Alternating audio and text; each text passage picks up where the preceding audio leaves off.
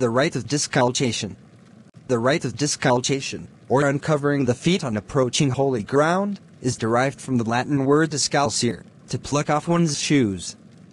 The usage has the prestige of antiquity and universality in its favor. That it not only very generally prevailed, but that its symbolic signification was well understood in the days of Moses, we learn from that passage of Exodus, where the angel of the Lord, at the burning bush, exclaims to the patriarch, "Draw not nigh hither. Put off thy shoes from off thy feet, for the place whereon thou standest is holy ground." Clark thinks it is from this command that the Eastern nations have derived the custom of performing all their acts of religious worship with bare feet. But it is much more probable that the ceremony was in use long anterior to the circumstance of the burning bush, and that the Jewish lawgiver at once recognized it as a well-known sign of reverence. Bishop Patrick entertains this opinion, and thinks that the custom was derived from the ancient patriarchs, and was transmitted by a general tradition to succeeding times.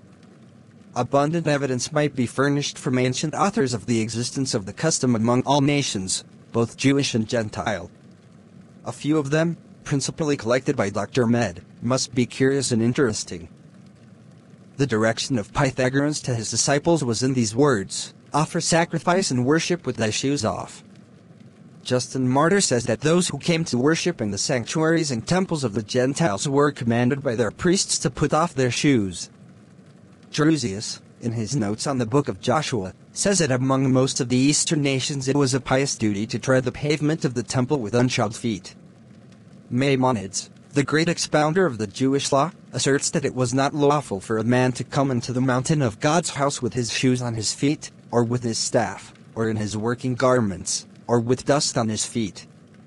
Rabbi Solomon, commenting on the command in Leviticus, "Ye shall reverence my sanctuary," makes the same remark in relation to this custom. On this subject Dr. Oliver observes, "Now, the act of going with naked feet was always considered a token of humility and reverence.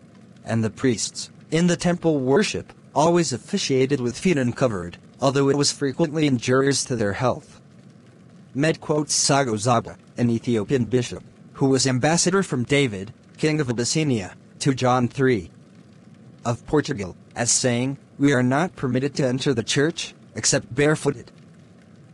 The Muhammadans, when about to perform their devotions, always leave their slippers at the door of the mosque. The Druids practiced the same custom whenever they celebrated their sacred rites, and the ancient Peruvians are said always to have left their shoes at the porch when they entered the magnificent temple consecrated to the worship of the sun. Adam Clark thinks that the custom of worshipping the deity barefooted was so general among all nations of antiquity, that he assigns it as one of his 13 proofs that the whole human race have been derived from one family.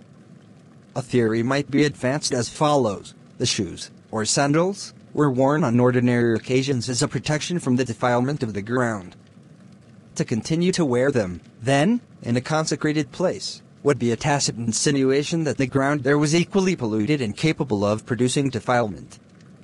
But, as the very character of the holy and consecrated spot precludes the idea of any sort of defilement or impurity, the acknowledgement that such was the case was conveyed, symbolically, by divesting the feet of all that protection from pollution and uncleanness which would be necessary in unconsecrated places. So, in modern times, we uncover the head to express the sentiment of esteem and respect. Now, in former days, when there was more violence to be apprehended than now, the casque, or helmet, afforded an ample protection from any sudden blow of an unexpected adversary. But we can fear no violence from one whom we esteem and respect. And, therefore, to deprive the head of its accustomed protection, is to give an evidence of our unlimited confidence in the person to whom the gesture is made. The rite of discalcation is, therefore, a symbol of reverence. It signifies, in the language of symbolism, that the spot which is about to be approached in this humble and reverential manner is consecrated to some holy purpose.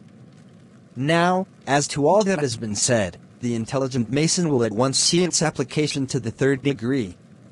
Of all the degrees of Masonry, this is by far the most important and sublime. The solemn lessons which it teaches, the sacred scene which it represents, and the impressive ceremonies with which it is conducted, are all calculated to inspire the mind with feelings of awe and reverence. into the Holy of Holies of the temple, when the Ark of the Covenant had been deposited in its appropriate place, and the Shekinah was hovering over it. The high priest alone, and on one day only in the whole year, was permitted, after the most careful purification, to enter with bare feet, and to pronounce, with fearful veneration, the Tetragrammaton or omnific word. And into the Master Mason's lodge, this Holy of Holies of the Masonic Temple, where the solemn truths of death and immortality are inculcated, the aspirant, on entering, should purify his heart from every contamination, and remember, with a due sense of their symbolic application, those words that once broke upon the astonished ears of the old patriarch: "Put off thy shoes from off thy feet, for the place whereon thou standest is holy ground."